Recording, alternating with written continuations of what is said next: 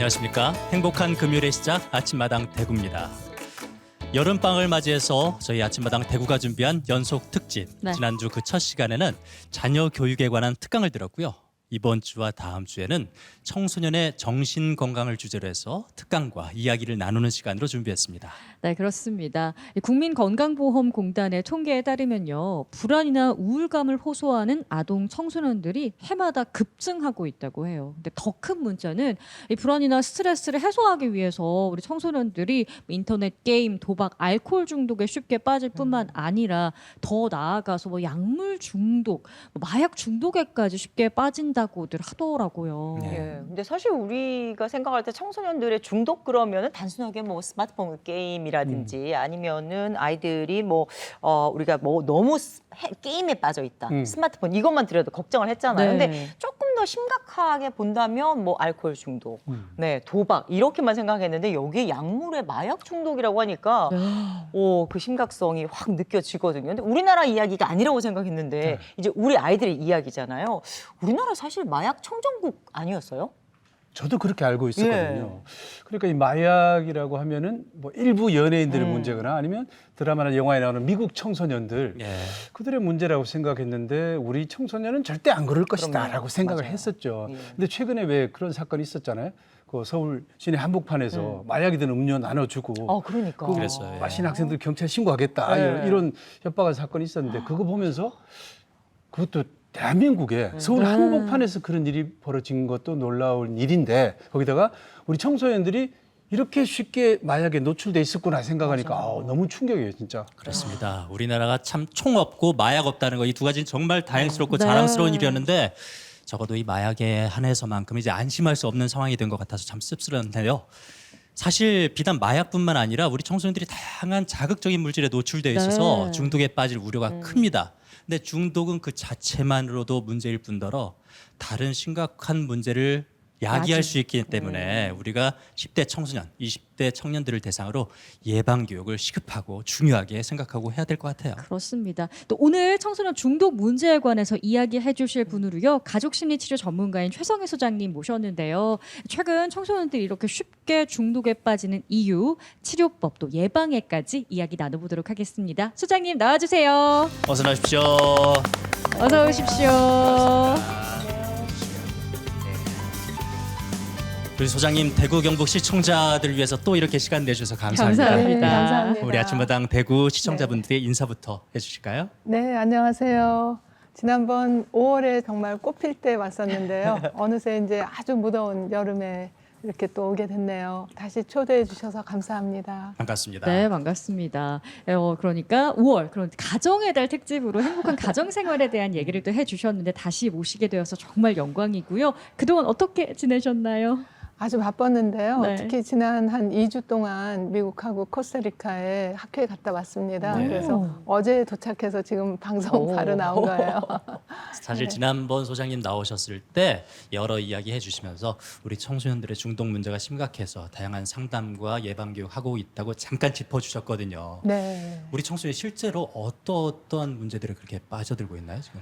아유, 지금 이게 그 아동 청소년들의 정신건강 문제는 한국만이 아니라 전 세계의 문제예요. 아주 굉장히 빠른 속도로 더 어린 나이에 더 많은 우울감, 불안감, 또 뭐 ADHD나 뭐 공황 장애라든지 뭐 여러 가지 문제를 많이 일으키고 있거든요. 네. 근데 우리나라도 사실 경제적으로 굉장히 급성장해서 좋은 면도 있는데 또 그런 면에서 어떻게 보면 그 뭐 중독 선진국이라고 하나요? 그런 나라를 또 굉장히 빠르게 따라가는 그런 면도 있죠. 우리 청소년들이 실제로 그 소장님께 네. 약물이나 마약 중독 때문에 상담 오는 경우가 많습니까? 많이 있고요. 또 어떤 경우에는 그 중독 문제로 오는 게 아니라 뭐 학교를 그만두고 싶다, 혹은 자해한다, 뭐 이런 다른 문제로 왔는데 네. 그 안에 들여다보면 중독 문제가 이제 도사리고 있는 경우가 많죠. 부모님은 뭐 꿈도 못 꾸고 있는 상황에 네. 그런 경우도 있고, 특히 요즘 여름 같은 경우에는 해외 유학 중인 학생들이 이제 여름 방학을 이용해서 많이 오거든요. 네. 학교 그만두고 싶은데 부모님 때문에 그만두지도 못하고 너무 어렵고 뭐 외롭고 막 그런 얘기를 하는데 그 안에 들어가 보면 또 중독이 이제 상당히 심각하게 지금 진행되고 있다는 걸 아는 경우도 많죠. 네, 이 청소년들의 마약, 특히나 그 약물 중독 실태가 어느 정도나 심각한지 좀 얘기 들어볼 수 있을까요? 뭐 통계 잡히는 거는 정말 빙산의 일각도 안 되고요. 네. 이 저변에 퍼지는 속도가 정말 저는 이렇게 비유를 하고 싶은데 산불처럼 빨리 퍼지고 있다. 그런데 그것을 제일 걱정이 되는 거는 부모님 세대, 우리 세대는 사실 저는 마약을 구경도 못했거든요. 그러니까 그렇죠. 우리가 안 해본 거니까 그런 게 존재한다는 것 자체를 감지를 못하는 거죠. 영화 속에서나 보던 네. 일. 맞아요, 맞아요. 그런데 아이들 세계에서는 이것은 뭐 그냥 아주 쉽고 뭐 한 번쯤 해보면 문제가 안 될 것 같고 네가 하니까 나도 해보고 이제 이런 식으로 굉장히 빨리 퍼지고 있다는 게 그게 굉장히 우려가 되는 부분이기도 합니다. 그렇습니다. 사실 청소년들이 또래 집단에 굉장히 영향을 많이 받는 세대이기 때문에 더 심각한 것 같은데 이 소장님이 이렇게 특별히 청소년의 중독에 관심을 갖게 된 계기가 혹시 있으셨을까요? 예, 맞아요. 이거 굉장히 오래전인데요. 네. 제가 유학을 처음에 갔을 때 70년대 말이었거든요. 그래갖고 제가 이제 유학 도착하자마자 바로 하버드 대학교 캠퍼스를 갔는데 거기에 캠퍼스 앞에 그 큰 하버드 광장이라는 곳에 아주 멀쩡한 막 키도 크고 멀쩡한 청년들이 그냥 완전히 이렇게 막 취해가지고 막 누워 있는 거예요. 근데 그때 그 충격이 너무 컸어요. 아니 이렇게 잘 사는 나라가 지금에 비하면 그때 당시에 한국과 미국의 경제력이라든지 이런 거는 정말 거의 막 굉장히 큰 차이였는데 도대체 뭐가 부족하고 뭐가 아쉬워서 이 젊은이들이 이렇게 그냥 길거리에 그냥 널브러져 있을까? 널브러져 있을까? 이제 그게 굉장히 큰 충격이었고요. 그 이후로 제가 26년 미국에서 생활을 하면서 마약이 너무나 생활 속에 만연해 있어요. 그리고 제가 유학 생활할 때 그 이제 학부부터 다시 다녔는데 학부에서 과제 같은 걸 때 팀워크로 많이 내거든요. 그래서 팀워크 과제 한다고 팀원들이 모이면 일단 마약을 하고 시작을 해요. 어머. 그래서 저도 너무나 놀라가지고 이렇게 이제 공부하러 팀들이 모였는데 이제 한 대씩 피우고 하자는 거예요. 어머. 대마초. 그다음에 콜롬비아 대학원이면 대학이면 어느 정도 철이 들었을 것 같죠. 네. 그 공부도 잘하는 애들이 왔는데 거기서도 중간고사 끝나고 파티한다 그래서 갔더니 방이 깜깜해요.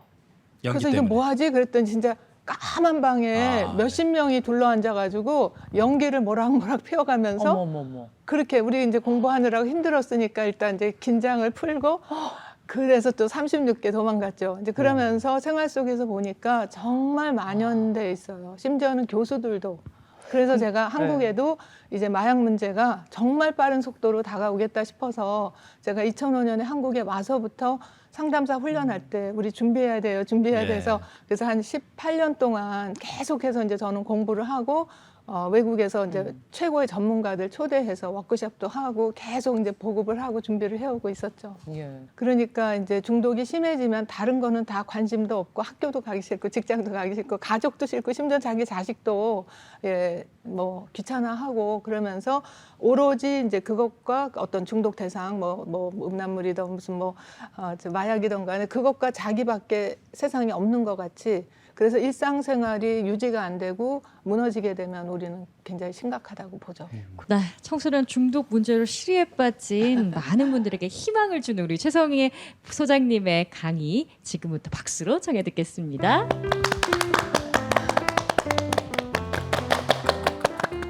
네. 중독자에게 희망이 있을까 이런 제목인데요. 답은 아마 여러분들께서 제 강의를 듣고 나면 저절로 얻으실 수 있을 것 같습니다.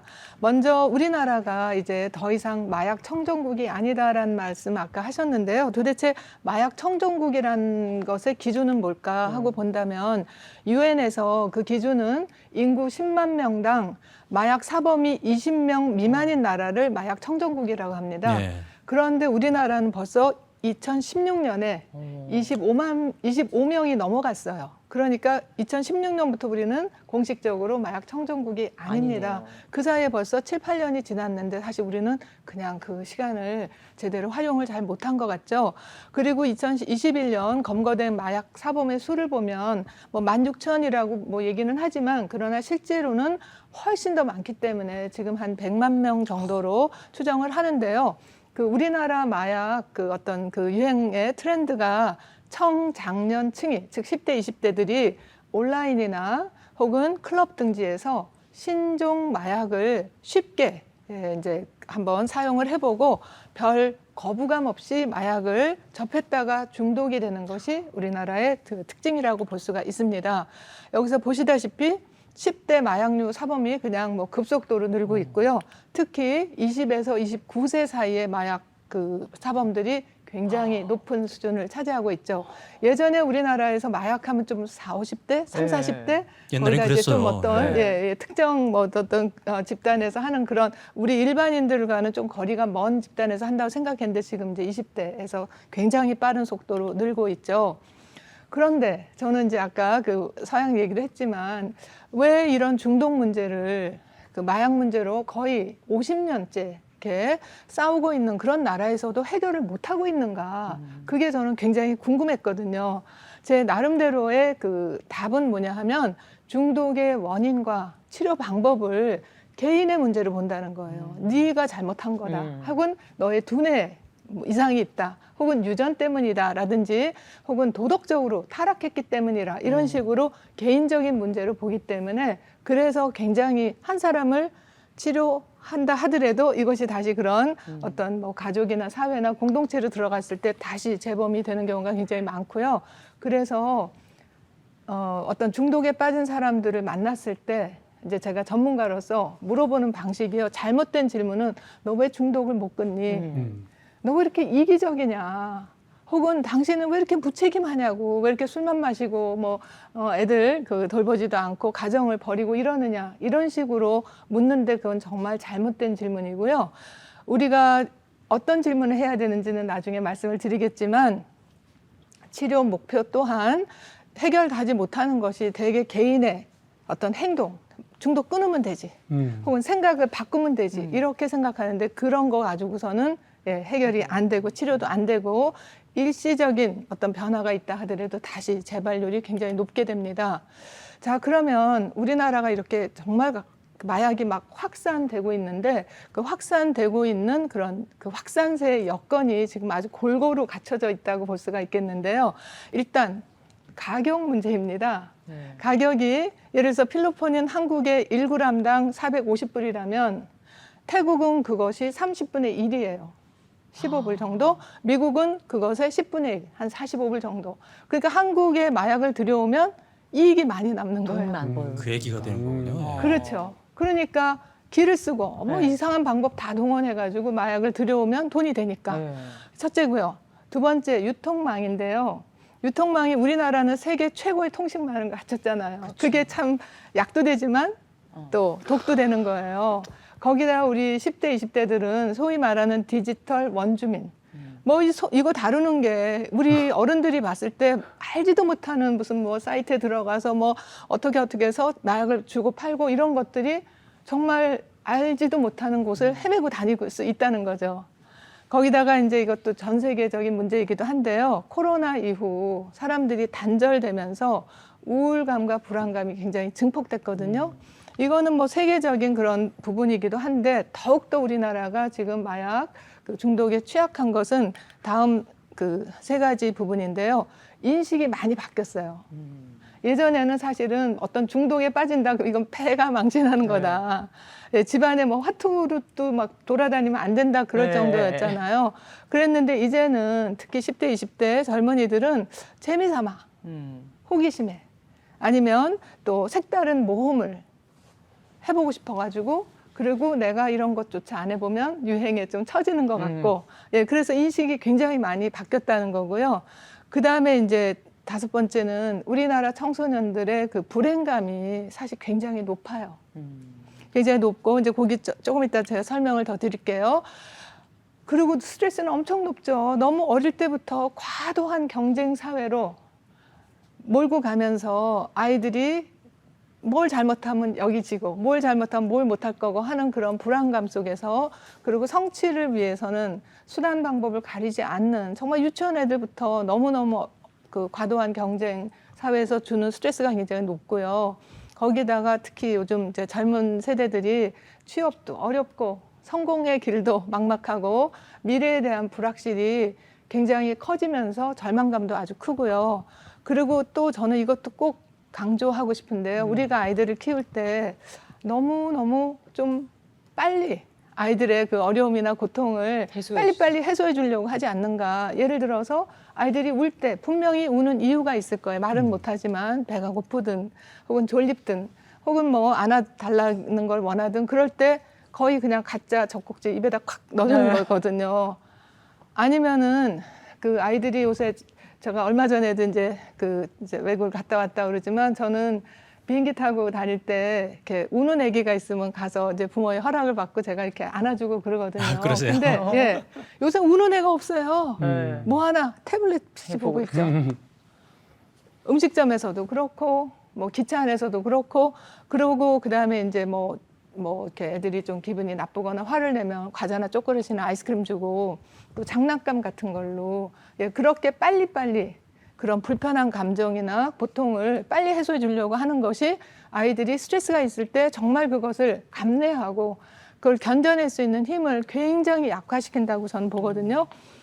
여기 행복지수를 보면 우리나라는 정말 예, 그 많은 나라 중에서 우리나라보다 더 불행한 나라는 콜롬비아하고 튀르키예 둘밖에 없을 정도로 그리고 이러한 거는 뭐 벌써 꽤 오래됐죠. 한 10년 가까이. 거기다가 특히 우리나라 교육에서는 인지 발달에 너무나 치중을 하는 바람에 정서 사회 발달적으로는 매우 미숙합니다. 특히 고학력, 네. 전문직 고소득인 사람들일수록 정말 공부해서 시험 문제는 잘 풀지만 정서적인 문제, 감정적인 관계, 감정 조절 이런 데서는 매우 미숙하고요. 그리고 단절된 관계 또한 이게 이제 핵심이기도 한데요. 왜 외로운가, 왜 불안한가, 왜 우울한가는 사실은 관계의 단절에서 오는데 아주 어릴 때부터 부모님들은 바쁘시고 네. 그리고 아이들은 외롭고 그러니까 무슨 뭐 태블릿 PC나 게임 이런 거와 연결이 되면서 인간관계에서 오는 그런 소외감, 단절된 관계가 굉장히 확산세 여건이 되고요. 그리고 교육에서 우리가 그 회복 탄력성을 가르쳐 주질 않아요. 넘어져도 우리가 일어날 수 있고 실패해도 다시 할 수 있다는 어떤 그런 방식이나 이런 훈련과 연습이 잘 안 되는데 사실 그것을 잘 할 수 있는 게 놀이와 운동과 이런 거거든요. 근데 우리 지금 아이들이 놀 시간이 어딨어요? 없죠. 운동, 체육 시간도 그냥 다 이렇게 줄여버리고 네. 뛰지를 그러니까 않아요. 그리고 부모님들께서 아이들한테 상처를 안 주려고 너무 과잉 보호를 하다 보니까 사실은 상처도 받아봐야 되거든요. 네. 아이가 넘어지지 않고 걷는 애기가 어디 있어요? 다 한두 번씩 넘어지고 하면서 딛고 일어났는데 그런 것들이 이제 어려움이 닥쳤을 때 그것을 빨리 해소하려고 하는 그런 행동으로 나올 수도 있고요. 그리고 건강한 관계를 잘 형성하지 못하고 건전한 놀이, 어른도 포함해서 예, 논다 그러면 뭐 남자들 경우에는 무슨 뭐 술집에 가서 뭐 이렇게 그게 놀인 줄 아는데 사실은 다른 즐거운 놀이도 많이 있는데 그런 것들이 많이 부재된 것이 이제 마약 확산세 여건이 조성된 거라고 저는 봅니다. 자, 그렇다면 우리가 그 통념적으로 생각하는 뭐 마약국들, 뭐 생각하는 뭐 남미, 아프리카, 뭐 아프가니스탄 네. 이런 거 생각하죠. 네. 그런데 마약 산업 상위 7국가가 다 유럽과 미국의 빵빵한 나라들입니다. 소위 선진국. 독일 1위, 마약 산업 1위입니다. 세계 마약과 의약 수출의 15.2%를 독일에서 하고 있고요. 스위스가 그다음, 세 번째가 벨기에, 미국은 겨우 4위. 그다음에 프랑스, 이탈리아, 아일랜드 예, 이렇게 갑니다. 너무 의외인데요. 너무 GDP도 높고 의외죠. 다 선진국이라고 하는 네. 나라들인데. 그렇죠. 그러니까 우리가 참 사실 잘못 알고 있는 것들이 굉장히 많고 아무튼 그렇습니다. 자, 그러면 이제 마약과의 전쟁에 대해서 말씀을 드리겠습니다. 미국에서 역대 대통령 중에서 닉슨 대통령이 1971년, 그러니까 52년 전에 마약과 전쟁이다 이러면서 선포를 했습니다. 그리고 사람들이 막 박수를 쳤죠. 그 다음에 특히 레이건 대통령 때 벌써 이제 한 15년이 지났는데 별 효과가 없이 더 막 번지니까 레이건 대통령뿐만 아니라 영부인이었던 낸시 레이건과 함께 야, 마약에 그냥 노라고 그래, just say no 이러면서 엄청나게 강하게 캠페인을 벌였을 뿐만 아니라 아예 콜롬비아 같은 마약을 이렇게 공급하는 나라에 강경 대응이 났었어요. 강경 대응이 막 군대를 막 보내가지고 그 소탕 작업을 했는데 결과는 어떻게 됐을까요? 더 늘어났어요. 더 늘어나고 그리고 이쪽을 없애면 저쪽이 생기고 이 나라를 없애면 저 나라 생기고 이게 끝이 안 나는 전쟁이었습니다. 거기다가 이렇게 마약 사범자들을 막 이제 잡아들이니까 그 전에 이런 마약과 전쟁을 선포하기 전에 수감자가 5만 명이었는데 이 기간 동안에 40만 명이 됐어요. 문제는 이 40만 명을 수감할 장소도 없는 거예요. 네. 그리고 그 비용이 얼마나 드는지 많이. 제가 잠깐 비교를 해드릴게요. 미국에서 감옥소에 20대 청년 한 명을 감옥소에 1년 그 수감시켰어요. 수감시키는 그 비용이 아이비리그 대학교 1년 보내는 대학 비용과 맞먹어요. 아, 그만큼 많이 들어요? 그럼요. 와. 그러니까 돈을 어디다 써야 되겠어요. 그렇죠? 예방 교육은 그거보다 정말 작게도 되는데 그러니까 이게 이제 나중에는 막 그 세금 내는 사람들이 우리 돈이 왜 글로 가야 되냐. 그것도 예. 마약한 애들인데 이렇게 따지게 막 그렇게 되는 되죠. 것 같아요. 예. 효과도 별로 없고 예. 그리고 거기 가서 더 많은 거 배워가지고 더 전문가가 돼가지고 나오고 이게 도대체 뭐냐 하는 그러니까 효과가 없었다는 거죠. 부시 대통령, 트럼프 대통령 계속 이렇게 마약과의 전쟁을 선포했지만 결과는 참패였습니다. 왜냐하면 이것이 효과가 없기 때문이에요. 그래서 저는 여기서 강조하고 싶은 것은 마약 사범들 특히 유통하고 만들고 제조하는 사람들을 강하게 처벌하는 거는 저는 찬성해요. 그러나 그거 하나 가지고는 안 된다는 거죠. 예. 왜냐하면 공급을 끊어도 수요가 많으면 예. 또 어디선가 또 그런 공급체가 불법으로, 나타난다는 얘기죠. 그렇죠. 맞아요. 불법으로 만들고 막 이러는데 대응책이 없던 그 한꺼번에 해야 된다는 거죠. 예. 하나만 보면 안 돼요. 오히려 마약 사용에 더 기여할 조건, 음성으로 들어가면서 음지로 들어가면서 값은 더 올라가고 더 힘들게 되는 거죠. 이렇게 이제 막 해도 안 되고 뭐 3, 40년이 지나도 안 되니까 이번에는 마약과의 전쟁이 아니라 우리 타협하자. 그렇게 이게 최근에 나오는 저 정책이에요. 카나다도 그렇고 미국도 그러는데 마약을 합법하자 그냥. 예. 마리화나 합법하자. 네. 예. 이렇게 하면서 합법하면 오히려 음지에서 몰래 팔고 이런 거 안 하니까 그냥 공정 가격으로 예. 이런 논란도 있고요. 거기다 특히 너무나 마약으로 길거리에서 그냥 죽고 하는 사람들이 많으니까 막 주사기도 막 쓰던 거 또 쓰고 해갖고 에이즈 뭐 네. 간염 이런 거 걸리고 하니까 유해 감소 프로그램이라고 해갖고 그냥 길거리에 특히 마약자들이 많이 있는 길거리 밴쿠버 이런 데다가 마약 안전지대를 제공하는 게 여기 와서 니네가 여기서 여기 주는 공짜 주사로 주사 맞고 그리고 특히 마약을 갑자기 너무 많이 먹으면 죽거든요. 네. 이게 이제 뭐 호흡도 안 되고 막 그래갖고 죽는데 죽기 직전에 응급 처방하는 게 있어요. 몇 가지 약이 있거든요. 대표적인 게 수박선과 날록선이라는 그런 약이 있어요. 그래서 그 약도 상비를 해놔요. 그래서 막 누군가가 길에서 막 그냥 마약에 취해갖고 죽을 것 같다 그러면 가서 바로 주거나 아니면 자기가 아침마다 그 받아가요. 그런데 그런 정도로 예, 이게 타협인데 이게 과연 타협일까? 이전에 그런데도 그 모든 정책이 무용지물이었다는 것을 보여주는 어떤 그렇죠. 예, 그럼에도 책인 불구하고 이 통제 불능이거든요. 그래서 어쩌다가 정말 이런 지경이 됐는가. 저는 자주 해외를 왔다 갔다 하고 뭐 1년에 한두 번, 뭐 많을 때는 5번씩도 가고 그러는데 제 눈으로도 본 거고 이거는 굉장히 많이 회자가 되기도 하는데요. 미국에서 시애틀 같은 경우는 참 미국에서 살기 좋은 도시였거든요. 그 고학력 전문직들도 굉장히 많고 저도 1년에 많이 여기를 2번씩 이상은 갔는데요. 시애틀이 제가 갈 때마다 학회나 이런 데 갈 때마다 그 길거리에 마약하는 사람들이 예전에는 그냥 한 동네 아니 한 그 지역이었는데 이게 점점 넓어지는 거예요. 확산되고 있는 게 점점. 눈에 보이는군요. 눈에 보였어요. 갈 때마다. 그러더니 지금은 이제 막 텐트 치고 막 이래갖고 노상 방뇨하고 그래서 이제 경찰들도 잡아도 갖다 놓을 데가 없어요. 그러니까 그냥 지나가요. 그 정도로 지금 속수무책이 되고 있고 또 샌프란시스코 얼마나 아름다운 도시입니까? 여기도 마찬가지로 길거리에 정말 마약에 취해서 이러고 다니는 사람들 굉장히 많고요. 그리고 밴쿠버 캐나다도 제가 여러 번 갔었는데 진짜 이렇게 좋은 곳에 마약하는 사람들이 정말 너무너무 많습니다. 그것도 최근 한 5년, 7년 사이에 확 늘었습니다.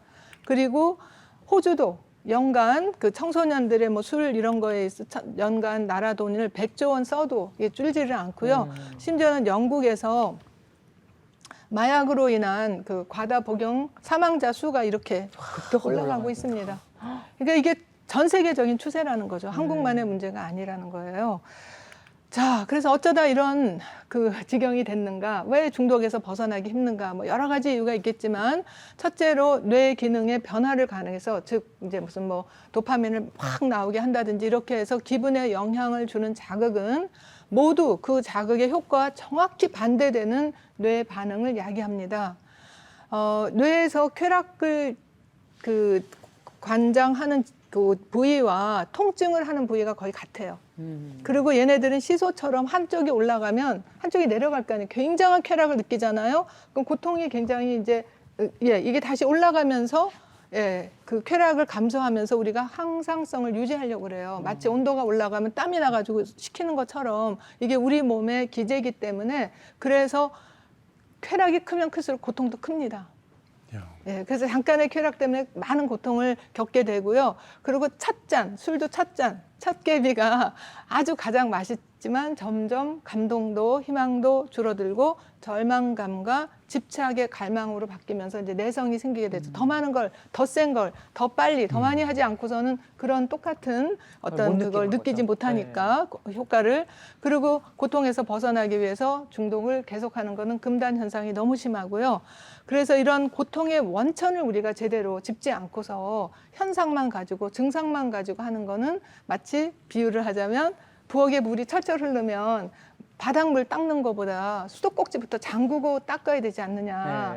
수도꼭지를 우리가 제대로 봐야 되는 거. 이것은 관계의 단절에서 오는 거다. 강조하셨어요. 관계의 단절. 맞아요. 이게 사실은 정말 우리가 알고 있는 많은 문제의 근원이기도 하거든요.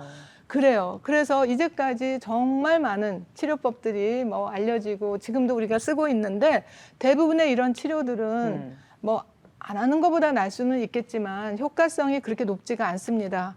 왜냐하면 시간도 많이 걸려요. 특히 정신분석 같은 경우는 막 몇 년씩 걸리기도 하고 그다음에 효과성도 떨어지지만 재발률이 너무 높다는 게 그러니까 중독에서 제일 어려운 부분이고 비용은 이루 말할 수가 없습니다. 나라에서 이것을 다 감당을 못해서 이제 사설 그런 그 중독 치료 센터에 가면 미국 같은 경우 제가 아는 사람들도 많이 보내고 하는데요. 한 달에 몇 천만 원 혹은 뭐 1억이 넘는 곳도 많아요. 그런데 가서 다시 나오면 얼마 있다가 다시 또 가고. 그래서 그 쇼핑하잖아요. 여기 가서 한 달 치료받고 집에 왔다가 또 저기 가서 또 치료받고 정말 가산을 탕진하게 되죠. 그렇습니다. 거기에서의 핵심은 뭐냐 하면 우리가 마약 중독이라는 것이 뭐냐라는 정의를 잘못 내렸기 때문에 그럼 원인도 잘못 짚고 그럼 치료가 잘못되는 거죠. 미국 중독의학회에서 중독은 대개 뇌 질병이며 그다음에 유전에 기인하는 바가 크다라고 그렇게 정의를 내렸습니다. 물론 더 자세한 정의지만 제가 짧게 얘기를 한 거예요.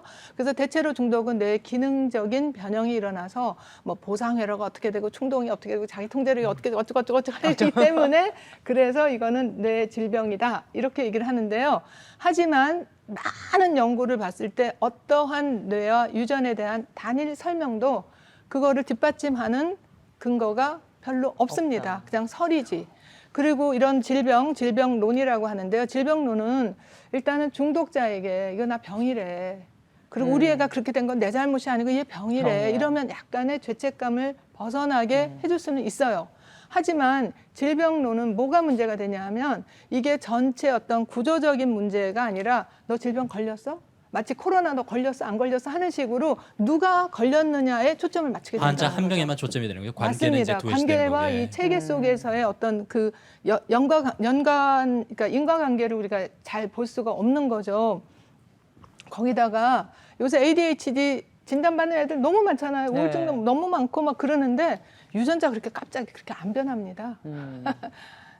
유전에 소인이 있다 하더라도 이것이 발현이 될지 안 될지는 그 환경에서 특히 영유아기 때 어떤 스트레스를 얼마큼 받느냐 이 후속 유전자는 영향을 줄 수 있지만 그렇게 갑자기 뭐 유전이 그렇게 우리가 이렇게 갑자기 바뀌는 건 아니에요. 그래서 중독의 유행과 그런 중독 행위는 여러 요소들의 조합으로 봐야 된다는 거죠. 체계적으로 봐야 된다는 건데 중독의 정의 그런 중독 의학회가 아닌 이제 제가 이렇게 전인적인 치료를 할 때 저는 이런 정의를 제가 개인적으로 굉장히 좋아하는데요.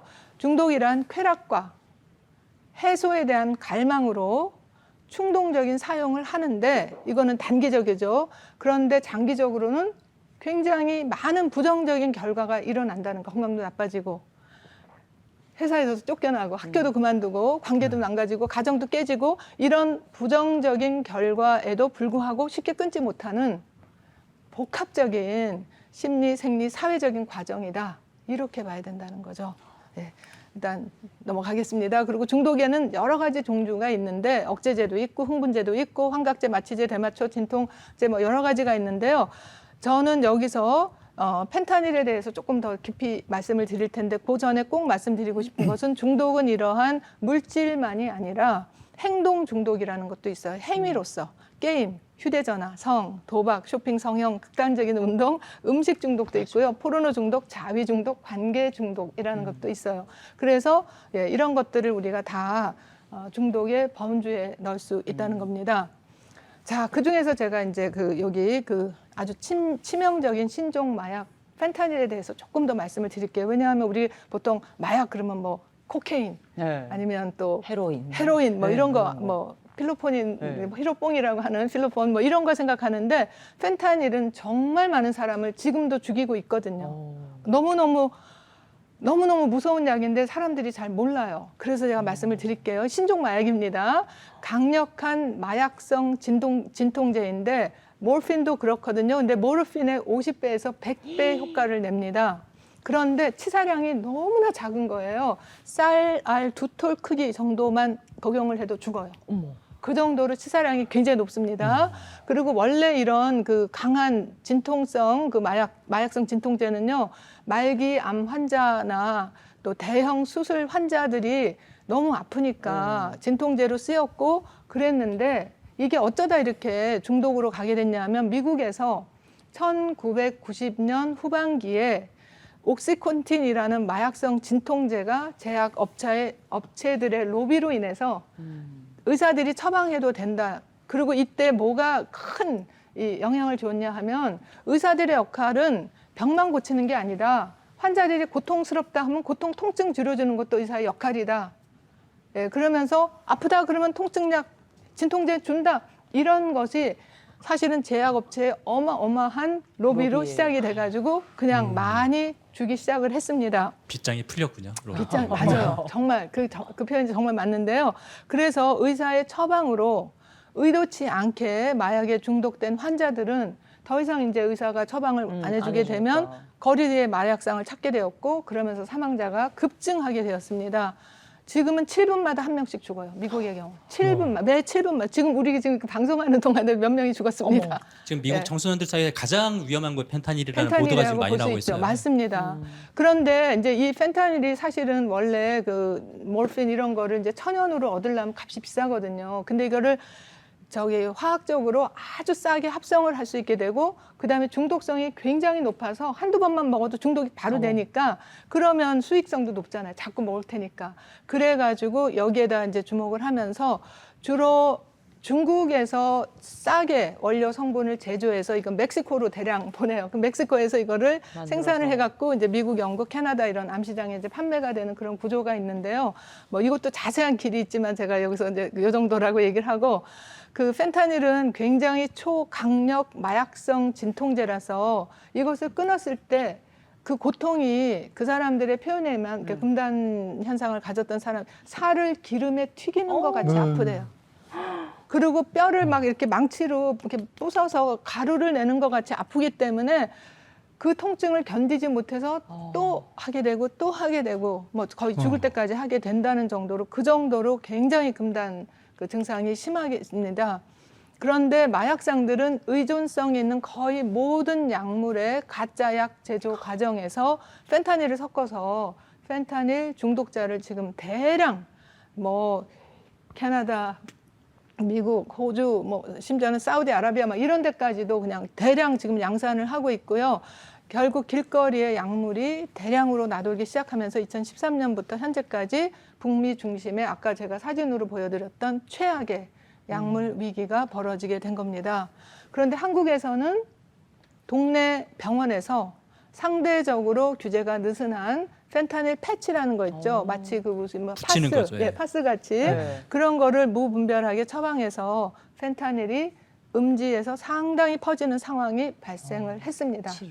그래가지고 이렇게 그냥 봉고 같은 차에다가 청소년들을 몇 명 실어가지고 동네 병원에다 이제 풀어요. 가서 받아오라고 나 뭐 여기가 아프고 나 어디가 아프고 이런데 이거 좀 주세요. 그러면 원래 처방된 약은 그 패치를 3일 정도 붙이는 거거든요. 근데 그런 여러 장을 한꺼번에 붙이면 이제 치사량이 되는 거죠. 네. 그래서 참 무섭습니다. 펜타닐 패치가 중독자에게 들어가면 무서운 이유가 사흘간 피부로 흡수되도록 설계된 양을 한 번에 이제 흡수해 버린다는데 단 한 번 사용으로도 사망에 이를 수가 있고 미국은 현재 매 7분마다 한 명씩 죽는다 그랬죠. 그래서 한국 정부도 여기서 처방받았으면 다른 병원에서도 알아야 된다는 거예요. 예. 지금 언제 얘가 얼마큼. 그렇죠. 그래서 너무 이상하게 많이 처방받으면 우리가 빨리 그거를 이제 막아야 되는데 아무튼 그렇습니다. 자, 그렇다면 이렇게 중증 중독자에게도 희망이 있을까? 예, 그런 사례를 제가 많지만 두 가지만 얘기하겠습니다. 하나는 외국에서 많이 알려진 사례입니다. 이 평범한 중산층 가정의 13살짜리였던 주디라는 그 아가씨인데 얘가 정말 평범한 가정 같죠. 엄마 아빠도 다 이제 전문직을 가지고 그런데 어느 날 친구 집에서 중학교 1학년 때인가 2학년 때 어른들 없는 사이에서 그 친구 집에 그 와인셀러에서 이만한 와인병을 보고 우리 한번 마셔볼까? 호기심에서 꿀꺽꿀꺽 마셨는데 마시고 난 다음에 기분이 너무 좋더라는 거예요. 세상에 태어나서 처음으로 막 자유롭고 취해가지고 야 이런 거였구나. 예. 그러고 난 다음부터 이제 술에 맛들이고 그러다 보니까 이제 담배, 마리화나 막 이렇게 돼가지고 고등학교 때는 시험 전날 친구들과 자동차 타고 막 여행도 가고 일탈을 하고 고교에서 퇴학당하고 그러니까 이제 어머니가 이제 막 대신 뭐 이렇게 써줘갖고 대학을 겨우 보냈는데 거기 가니까 더 자유롭죠. 집에서 떠나 있으니까. 그래갖고 거기도 이제 막 마약하다가 2번 쫓겨나고 아무튼 거의 10년 동안 각종 마약 안 해본 게 없을 정도로 그러다 보니까 집에서는 그냥 버린 자식이다 생각하고 이제 뭐 처음엔 등록금 끄고 생활비 끊고 이랬는데 자 그러다가 23살에 탁 돌아섰습니다. 정말 갈 때까지 갔다가 대개는 중독자들이 바닥을 쳐야 일어난다고 하는데 그 사람도 근데 바닥을 쳤는데 쳤을 때 치고 일어나는 사람이 있지만 대개는 죽어요. 그 상황에서 정말 죽고 자살도 하고 약물 과용돼 정말 거기까지 갔는데 23살 생일날 아빠가 어떻게 찾아왔대요. 그 길거리에서 막 아무렇게나 살고 있는. 그래가지고 이제 뻔하죠. 자기는 이제 아빠 만나면 야 네가 정신 차려야지. 네가 이러고 살면 되겠냐. 앞날을 생각해라. 이럴 줄 알았는데 아빠한테 확 허를 찔렸다는 거예요. 아빠가 너 생일날이라서 내가 너랑 같이 저녁 함께 먹고 싶어서 왔다. 그래서 레스토랑에 데려가서 자기는 뭐 그냥 정말 다 귀찮고 빨리 이제 잔소리 훈계 비판 그만하고 빨리 가시오 그런 생각을 하면서 그냥 정말 대충 앉아 있는데 아빠가 자기를 바라보면서 나는 네가 행복하기를 바래. 그 말에 이 사람이 마음이 움직였어요. 네. 그러고 나서 이제 바꿔가지고 제 대학에 재입학해서 7년 만에 졸업을 했고 석박사 과정 7년 만에 끝냈고 박사 과정으로 3년 하면서 뭘 전공했냐면 마약. 마약 뇌과학으로 이해하는 그 마약의 중독 과정이니 뭐 이런 거를 연구하게 돼서요. 그 사이에 결혼도 하고 세 자녀의 엄마가 되고 중독과 뇌에 대한 연구, 강연, 저술을 하는 아주 유명한 학자가 되었습니다. 이름이 주디스 그리셀이라는 박사예요. 한번 찾아보셔도 돼요. 책도 있고 하니까. 자, 그런데 이분이 재밌는 게 자기도 이제 애들을 낳았을 거 아니에요. 자기네 아이들도 청소년기 대학을 지나가는데 애들한테 자기가 마약에 대해서 겪어본 거 다 겪어보고 연구를 해서 다 내용을 아는데 충고를 뭐라고 하냐면 제발 술이던 마약이던 간에 21살까지는 참아라. 청소년기가 더 중요하다는 얘기네요. 그렇죠.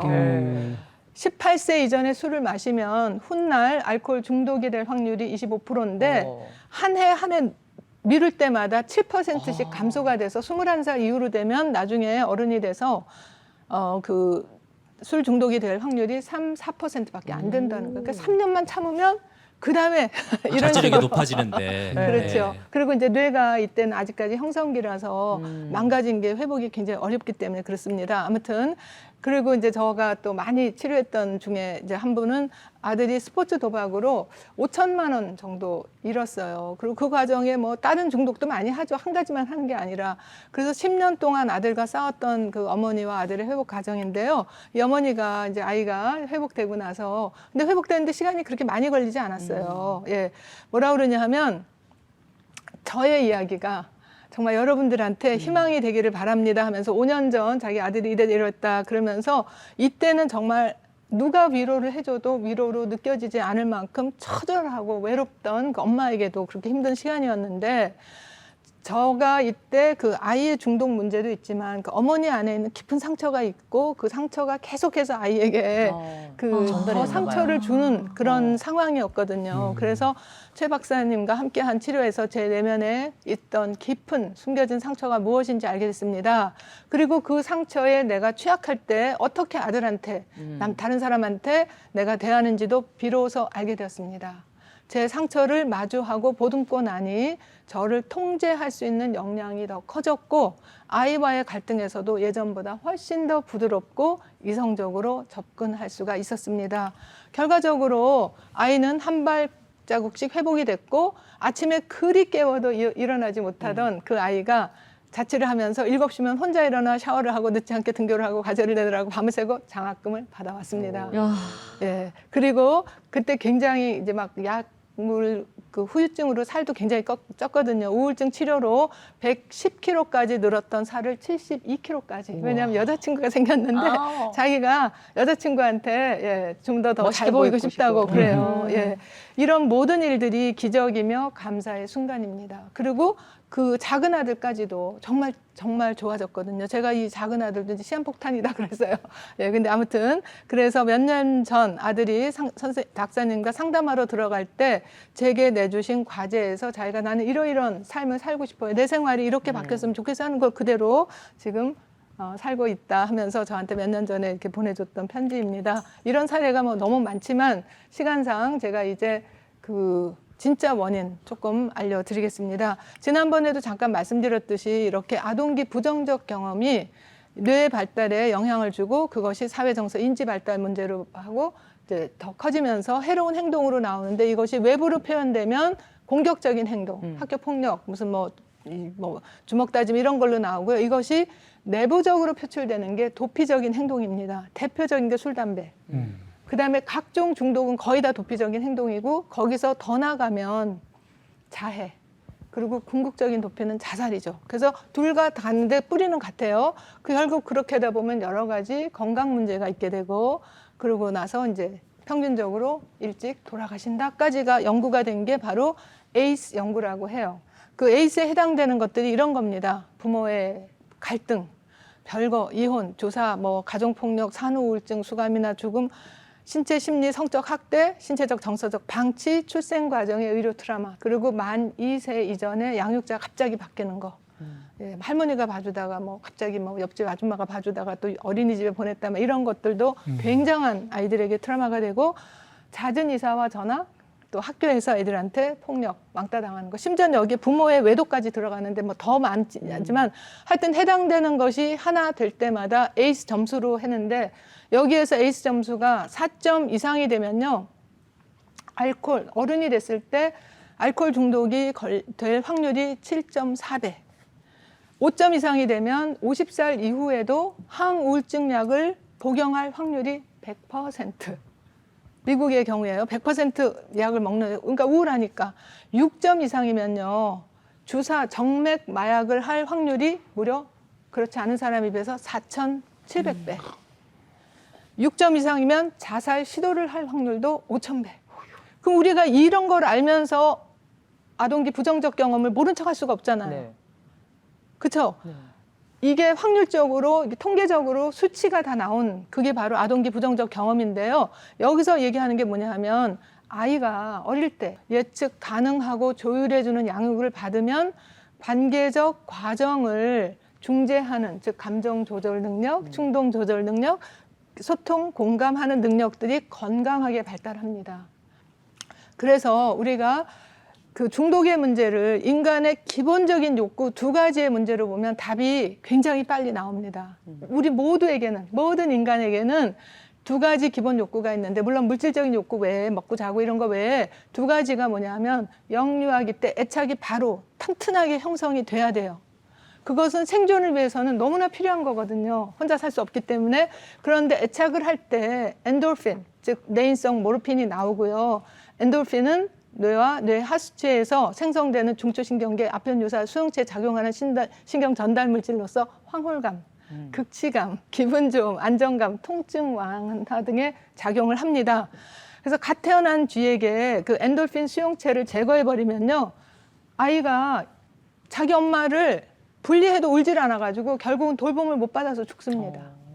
방치된 애들이 그래서 굉장히 위험한 거죠.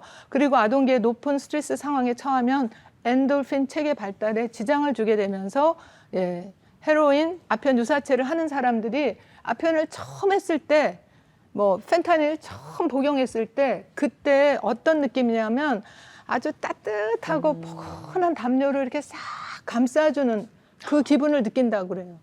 그게 아기 때 느꼈어야 할 거 느끼지 못한 뭔데서. 사람들이 그걸 느낄 때는 잊지를 못하는 거죠. 거기 빠져드네. 거기 빠져들게 되는 거죠. 그렇습니다. 그래서 이제 첫 번째가 우리가 애착을 잘 형성해야 되는데 그것만 가지고는 안 돼. 우리가 맨날 애착하면 성장을 못 하잖아요. 네. 두 번째는 되게 독립을 해야 되거든요.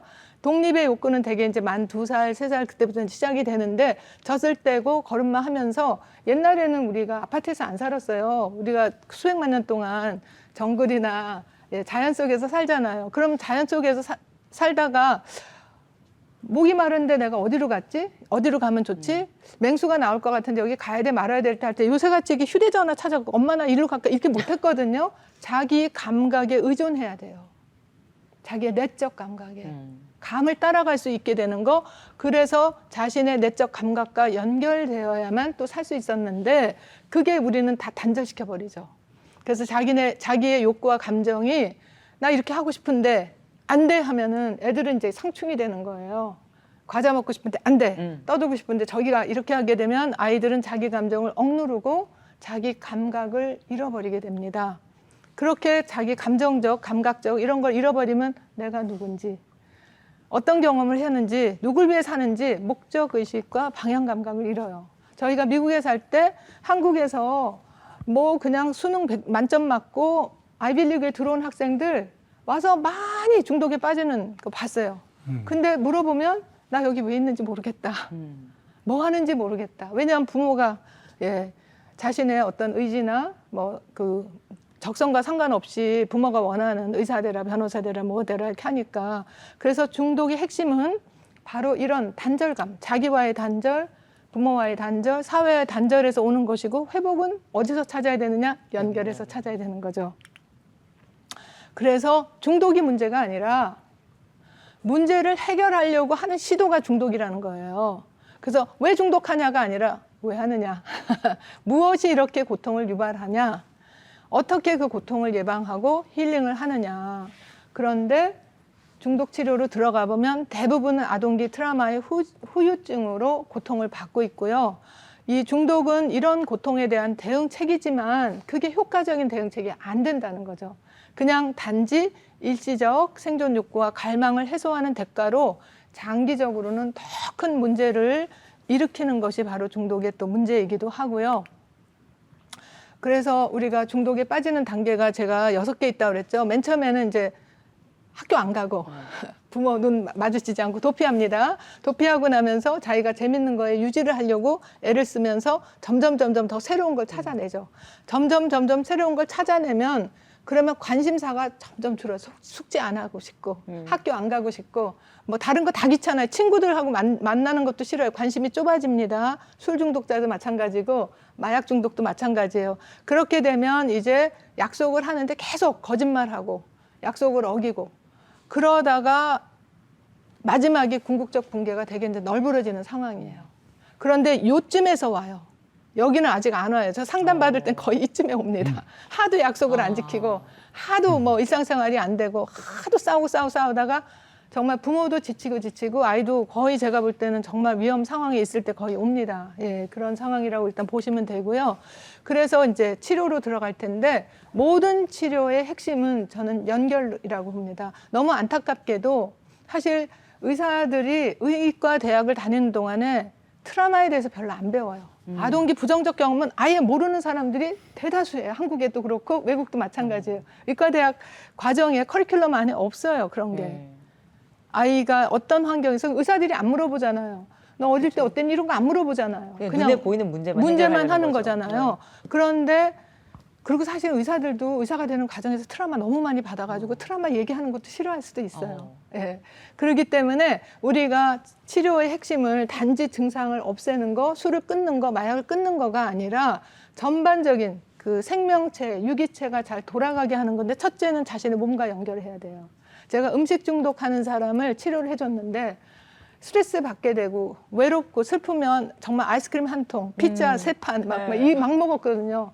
그리고 막 먹고 나면 그다음에 이제 몰려오는 후회와 수치감 이런 걸로 막 토하고 그래서 제가 뭐라 그랬냐 하면 음식 먹어라. 먹는데 그 대신 아이스크림 먹을 때 조그만 스푼으로 조금씩 떠먹으라 하세요. 맛을 보면서. 예. 그때는 막 퍼먹었거든요. 감각을 느끼지 못하고 그냥 허기를, 정신적인 허기를 채우는 건데 조그만 그 애기 스푼 있잖아요. 그걸로 이렇게 천천히 먹으니까 얼마큼 먹으니까 한 반 통도 안 됐는데 아, 부르다.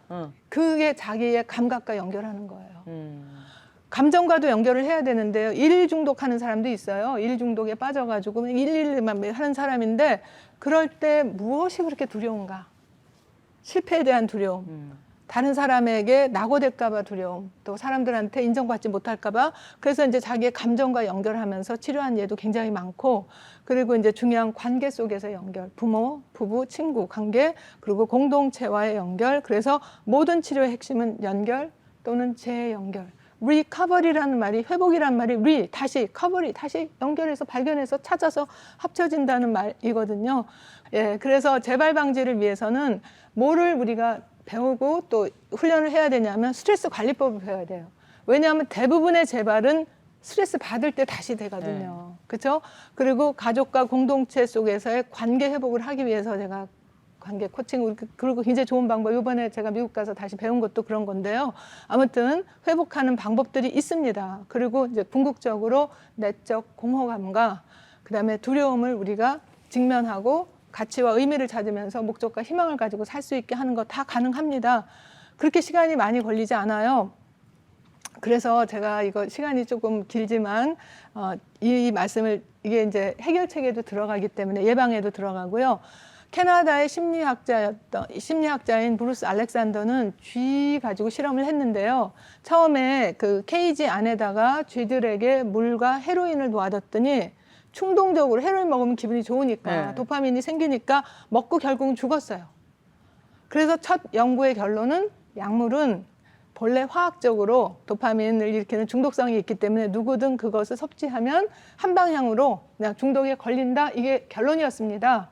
그랬는데 두 번째 실험을 다시 했습니다. 여기서는 추후 실험에서는 케이지 안에 쥐들에게 물과 헤로인도 주고 그거 외에 다른 음식들도 놔주고 그리고 놀 수 있는 쳇바퀴, 그러니까 놀이터도 만들어주고 장난감, 편안한 침대, 친구들도 함께 넣어줬어요.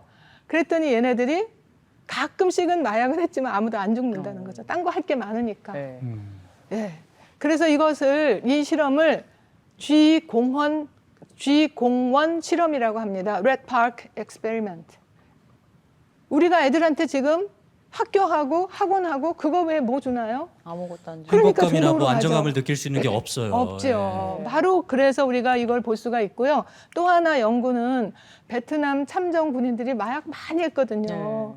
파병된 기간 동안에 약 20%의 군인들이 헤로인을 사용했기 때문에 전쟁 끝나고 그들이 귀향했을 때 상당수가 중독 문제로 어려움을 겪을 것을 예상했는데 하지만 예상과 반대로 귀향하자마자 대다수가 중독을 멈췄습니다. 왜냐? 더 이상 사회적으로 박탈된 그런 위험한 정글 속에서 언제 죽을지 모르는 불안감과 스트레스에 놓이지 않았기 때문에 스트레스 대응책으로 마약을 사용할 필요가 없었기 때문입니다. 이것은 아까 말씀드린 쥐들의 공원 실험과 굉장히 흡사하죠. 그래서 마약하는 이들이 갈망하는 것은 다른 사람과 잘 연결되었을 때 발생하는 만족스러운 감정 상태를 인위적으로 만들어내기 때문에 따뜻하고 포근하고 그런 담요 같은 또는 학대적인 관계로 심리적인 고통을 마비시키고 차단하는 것을 다시 각성해주고 느끼게 해주기 때문에 특히 성학대 피해자들의 마약 중독 비율이 매우 높습니다. 자해와 자살 시도 비율도 굉장히 높고요. 자, 그래서 이제 저희 치료 방법은 이렇게 3가지가 있는데 이건 그냥 넘어가고요. 아무튼 시간이 많이 걸리지 않아요. 근데 여기서 이제 정말 핵심입니다. 이게 정말 중요한데 회복하기 어려워요, 사실. 그 금단 현상 진짜 아주 아까 그랬잖아요. 막 펜타닐은 살을 튀기는 태우는 거. 것 같고 막 뼈를 부수는 것 같고. 그런데 희망적인 소식은 그 고통이 영원하지 않다는 거예요. 연구에 의하면 30일만 그 고통을 견뎌내면 이제 뇌에서 새로운 회로가 이게 이제 정상적인 건강한 사람의 뇌고 이제 암페타민 거기에 이제 중독된 사람 그 사람의 뇌 활동이 굉장히 많이 줄어들죠. 그런데 몇 달 동안 이렇게 참으면 이게 다시 살아나요. 이렇게 뇌에서 다시 살아납니다. 그렇기 때문에 그 30일이 죽을 것 같이 힘든데 이때 핵심이 뭐냐면 혼자서 그걸 견뎌내라 하면 되게 포기해요. 차라리 나 마약 할래. 근데 그때 가족이나 친구나 혹은 치료사가 같이 갈게. 옆에 있을게. 네 편이 돼줄게. 너의 고통을 내가 같이 있어줄게 하는 그것이 없으면 사실은 포기하게 돼요. 전문가만 있어도 안 되고 가족만 있어도 안 되고 같이 있어야 되는 같이 거죠. 있어야 되는 거죠. 누구 한 사람이라도 있으면 돼요. 혼자 놔두지 않고. 그렇습니다. 그래서 저는 지금 우리가 정말 중독 퇴치의 골든 타임인데 이게 자꾸 시간이 똑딱똑딱 자꾸 줄어들고 있거든요. 다시 청적국이 될 수 있느냐 이제 참고 삼아서 제가 두 나라의 예를 들겠습니다. 싱가포르는 굉장히 엄해요, 법적으로. 그래서 마약을 소지만 해도 첫째로 30년 최고 구금형을 하고 거기다 이제 회초리까지 때린다고 합니다. 소지만 해도. 근데 뭐 우리가 회초리까지는 몰라도 아무튼 우리가 좀 강하게 특히 이제 이 소통하고 제조하는 사람들은 그럴 필요가 있고요. 영국에서는 실패하다 못해갖고 이제 최근에 2022년에 3가지 중점 전략을 만들었는데 그게 제가 지금 보는 거와 거의 같습니다. 첫째로 법은 엄청나게 강하게 해서 공급원의 고리를 끊어야 되고요. 보건복지에서는 최고의 중독 치료와 회복 체계를 구축해 줘야 돼요. 니네가 알아서 해야 하지 말고. 그다음에 교육에서 제가 아까 말씀드렸던 세대 간에 트라우마가 있거나 무슨 오해가 있거나 잘못된 방법이 있다면 그것을 교육을 하고 그리고 학교에서 정서, 사회 교육을 해줘야 돼요. 국어, 산수 이런 거 이제 인공지능 다 하는데 굳이 그거 구구단 외우고 뭐 미분적분 풀 것이 아니라 그리고 이것을 성공한 나라가 있어요. 코스타리카가 그렇습니다. 이번에 제가 코스타리카 간 것이 대통령령으로 모든 학생들이 초등학교부터 고등학교 때까지 의무 교육으로 서로 평화롭게 대화하고 소통하는 이제 연결 실천이라고 하는데요. 커넥션 프랙티스 과정을 배워야 돼요. 그 학교에는 폭력이 없습니다. 그리고 왕따가 없습니다. 그리고 애들이 굉장히 건강하고 행복하게 잘 사니까 마약을 할 그런 욕구가 생기지 않죠. 바로 그런 것들을 우리가 학교 커리큘럼에 교육제도에 넣어야 되고 그리고 건강한 놀이 그리고 운동 문화 이런 것들을 되살려야 되는 거고요. 그래서 단절해서 연결 교육이 시급하고 또 효과적이고 정말 닿을 수 있는 거리에 치료법이 제공돼야 되고 그다음에 이제 중독을 막는 그런 문화가 확산돼야 되고 그리고 나라만이 아니라 기업도 병원도 약국도 제약회사도 학교 경찰 군인 가정 모두가 힘을 모아서 정말 한꺼번에 우리 왜 그런 거 했잖아요. 금 모아가지고 IMF 넘기고 또 2002년 월드컵 할 때 뭐 여야 없이 무슨 당 없이 남녀노소 함께 했던 것처럼 우리가 함께 힘을 모으면 우리나라는 이것을 이겨낼 수 있고 정말 마약 청정국의 모범국으로서 우리가 거듭날 수 있다고 저는 확신합니다. 그래서 중독의 최고 예방과 치료는 관계 단절에서 연결로 된다는 거 말씀드리고 싶어요. 감사합니다. 역시 늘 생각하는 거지만 복구 비용이 아무리 많이 든다고 그래도 예방 비용이 더 중요한 겁니다. 예방 비용이 아무리 많이 든다고 그래도 복구 비용보다는 적게 들거든요. 맞아요. 화재 생각해 보세요. 그렇죠. 불 한 번 나면은 그 복구 비용이 얼마나 커요. 근데 예방에 예방하면. 힘을 써야 되는 거죠. 맞아요. 네, 두 분은 어떻게 보셨어요? 아니 사실 우리가 뭔가 중독돼 있다, 마약이다, 뭐 어디 중독돼 있는 사람 보면은 벌써 그냥 우리는 고개부터 절레절레 흔들고 서로 관계를 끊어버리잖아요. 그렇죠. 근데 오히려 그럴수록 더 중독에 빠지게 만들게 된 저 또한 그 사람들에게 이렇게 몰아간 사람이 된 거라는 생각이 들고 뭔가 이 사람의 어떤 고통이 있었기 때문에 그 고통을 덮고자 중독이 된 거잖아요. 그러면 좀 더 그 고통을 우리가 좀 들여다볼 필요가 있겠다라는 생각이 좀 드는 것 같아요. 따뜻한 마음으로 정말 네. 연민의 정으로. 네. 저는 그 쥐와 군인들의 사례에서 보듯이 그 사람들이 그걸 끊을 수 있도록 중독에서 벗어날 수 있도록 다른 무언가를 만들어주는 맞습니다. 노력 이거 예. 참 와닿는 것 같습니다. 네. 네. 네, 오늘 청소년 중독의 원인 그리고 치료법, 예방법까지 알려주신 우리 최성애 소장님께 다시 한번 박수 드리겠습니다. 오늘 고맙습니다. 고맙습니다. 감사합니다. 감사합니다. 네, 여름방학을 맞이해서 아침마당 대구가 준비한 특집. 오늘 이렇게 청소년의 정신건강을 주제로 특강 들어봤는데요. 네. 다음 주에도 같은 주제로 특별한 초대 손님을 모시고 좀 얘기를 나눠보려고 합니다. 그렇습니다. 다음 주에는요, 각종 스트레스로 인해서 우울증과 자해를 경험한 청소년들이 이를 극복하고 정신 건강 리더로 활약하고 있다고 해서 초대해봤거든요. 다음 주도 기대해 주세요. 아침마당 대구 다음 주 금요일 아침 8시 25분에 다시 뵙겠습니다. 고맙습니다.